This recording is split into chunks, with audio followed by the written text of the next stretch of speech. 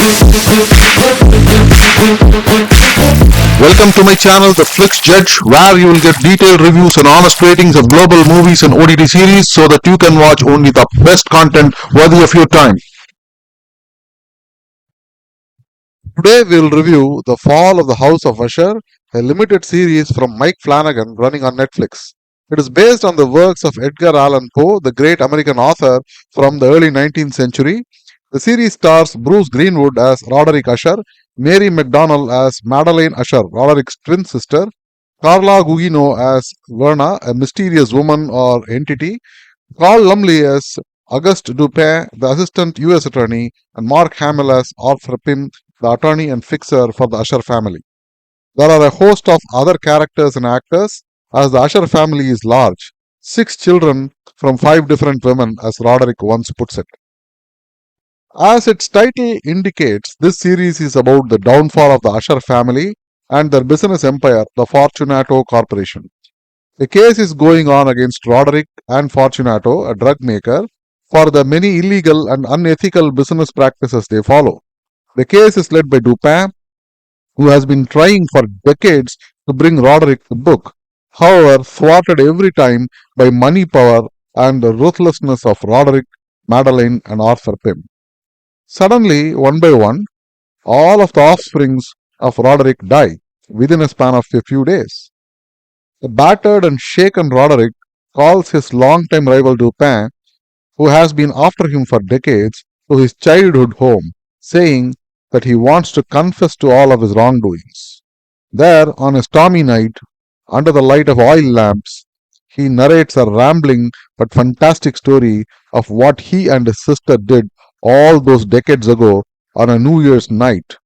It set in motion the events which ultimately sealed the fate of his family, his children, and also about that mysterious woman Verna and her role in all of this. Every episode is presented as if Rod starts narrating to Dupin about what happened to each of his children. Then the series cuts to show all things that happened to that character, events that highlights to us what that character is all about and how they met their end. Once Dupin even asks, "How do you know this particular event happened? No one was there." So the director does not ignore the logic part here, even on a tale such as this. The director uses the characters of Arthur Pym and even Madeleine to some extent to keep a balance between the rational and the supernatural. Now, there is a big problem with this structuring of each episode, or even the whole series itself. The first few minutes, even the title itself, tells you what happens in the end. So there is no suspense or intrigue there. Then, to engage the audience for 8 one-hour-long episodes, the events presented on screen have to be interesting enough for you to ignore the fact that you know what will happen to the character ultimately. The success of the direction and the screenplay lies in making the events dramatic, juicy, absurd, or shocking even, so that the audience don't get bored. The characters have to be interesting and well written. The acting should be top notch. If possible, even the dialogues, if well written and delivered, can contribute to this. Of course, there is one element of intrigue, one suspense left of what happened on that fateful New Year's night and who or what is Verna. The audience interest can be sustained by revealing this in small bits and pieces. So, did the director do a good job here? Well, let's see. Now, this is a Flannagan series. I guess he likes to work with a familiar team, and if you have seen his earlier works, you will see a lot of familiar faces here too. And as is his style, all his characters talk a lot. And all of it is really good, by the way. The lines are very well written and delivered even better, definitely so by Bruce Greenwood as Roderick or Carl Lumley as Dupin. Why, even like Mark Hamill, even with his limited lines, his gravelly voice makes the character quite believable. Mind you, the lines are not as great as those in A Haunting of the Hill House, nowhere near that mark. But these are well written.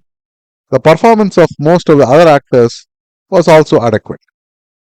The slow reveal of the one mystery element of who is Verna and what happened 40 years ago has some juice, and the director milks it as much as he can. but he can do so only for a few minutes for each episode. What do you do for the rest of the hour?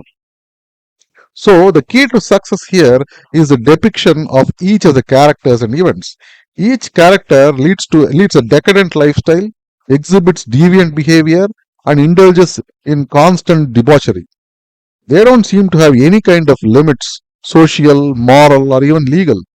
They feel their money, their father, and Arthur Pym will protect them. They can literally get away with murder. We see the characters indulge in everything from unethical business practices to drugs, blackmail, abuse and torture, even murder. Dupin once says, there is no such thing as a good usher.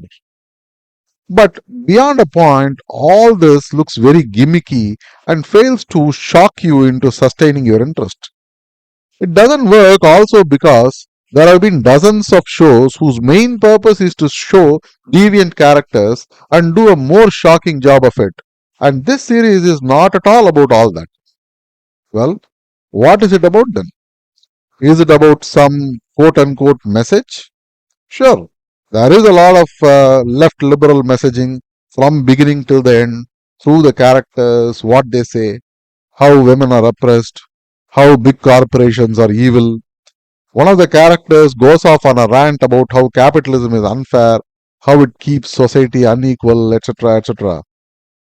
But then it also does not paint all of it in one way. It shows that the housewife is there not because she is oppressed. It tries to bring home a point about how family is the most important, even if it is a quote unquote modern family. All the debauchery and decadence are not shown lightly in the passing. In fact, on many occasions, the characters are warned, stop now, or there are always consequences.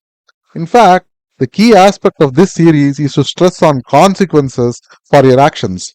You can't blame someone else and get away always. Karma is real. So is the messaging right or is it left? Well, you as audience can decide. So what is the verdict? To me, this is a mixed bag. While I do understand that the overarching message is that actions have consequences, I don't think it has been said in an interesting or an engaging fashion. You don't feel satisfied when the characters get what they deserve. Also, showing deviant or shocking characters will only work if you don't really know what will happen to them. Will they face their consequences or how? In that way, the structuring of the screenplay, according to me, took a lot of the wind out of the sails. I will give this a 6 out of 10. As far as parental guidance goes, this one is only for mature adults. It has all kinds of violence and gore and depictions of debauchery. This is not meant for children. See you again with another review. Until then, bye and happy viewing. Thank you for watching. If you like this video, please like, share and subscribe. I go through hours and hours of content so that you can watch only the very best ones in your precious free time. Thank you.